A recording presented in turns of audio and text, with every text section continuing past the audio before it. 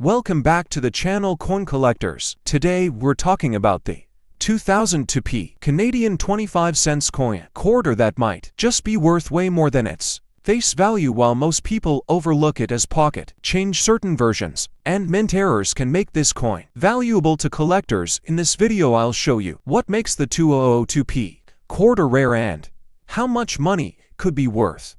Let's get started. The obverse of the 2002 Canadian 25-1 coin features the fourth portrait of Queen Elizabeth II, created by Dora de Pettery Hunt. This portrait had been in use since 1990 and shows the Queen wearing the tiara. On the reverse we see Emmanuel Hahn's iconic caribou design, which has been a mainstay of Canadian quarters since 1937. So in terms of looks, the 2002 P coin doesn't appear dramatically different from other years. What makes it different is the little P mint mark that appears below the Queen's portrait on the obverse side. This tiny letter signifying the Royal Canadian Mint's introduction of multiply plated steel technology, a way of creating coins that were cheaper to manufacture while still maintaining the look and durability Canadians expected from their currency. Now, here's the backstory.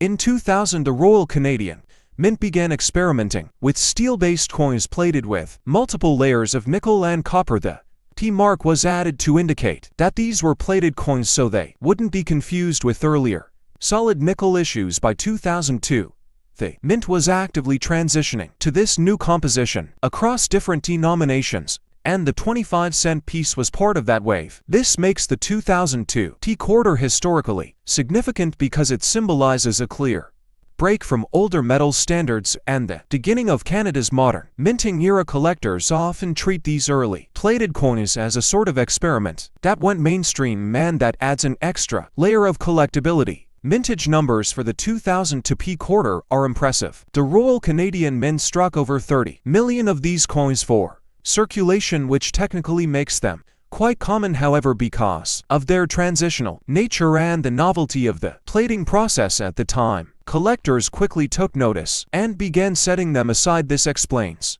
why, even though the coin is not rare in absolute numbers, it has always carried a certain mystique in the hobby. For comparison, later plated quarters didn't have the P mark anymore, so the 2002 issue stands out as a one-year marker of this major shift in Canadian coinage. When it comes to value, circulated 2002 T quarters are usually only worth face value 25 cents. You can still find them in your pocket change, though less frequently and before, because collectors and curious savers have pulled many of them out of circulation. Where the value really starts to climb is in uncirculated examples, especially coins that have been preserved in mint state condition, straight from rolls or collector sets. In mint state 65 or higher, these coins can sell for a few dollars each if they've been graded and slabbed by a professional service like PCGS or ICCS. The value can climb higher depending on grade. And then there are the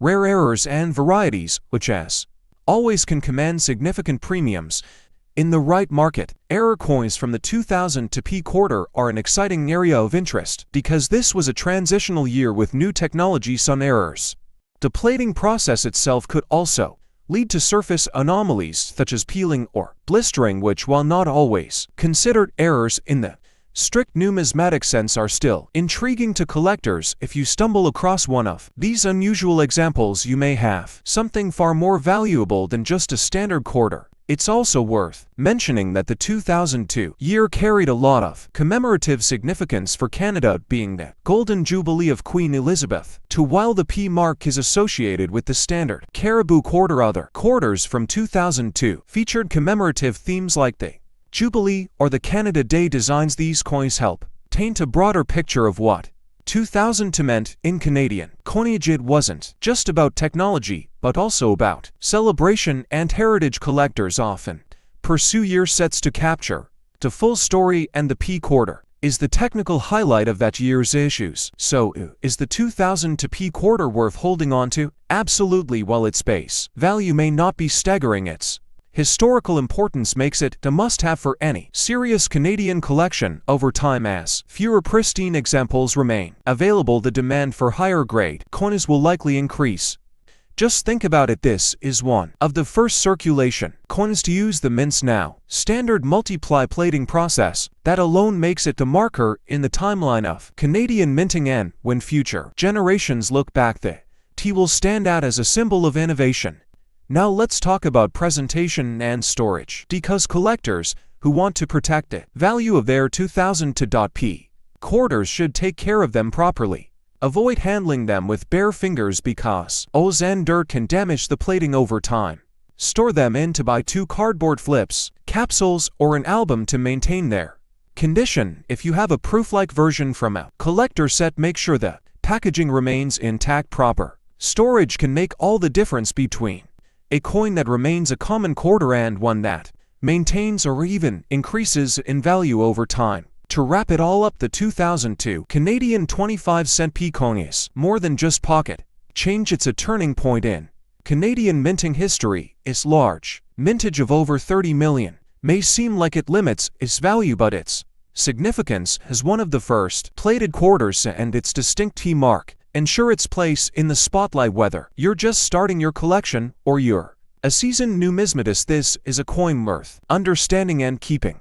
So next time you come across one in your change, don't dismiss it, tuck it away, and know you're holding a little piece of minting history. And if you enjoy this deep dive into Canadian coinage, make sure to subscribe to the channel, drop a like, and share this video with fellow collectors. Your support helps us keep making these in-depth videos so we can all continue to learn, discover, and celebrate the fascinating world of numismatics together.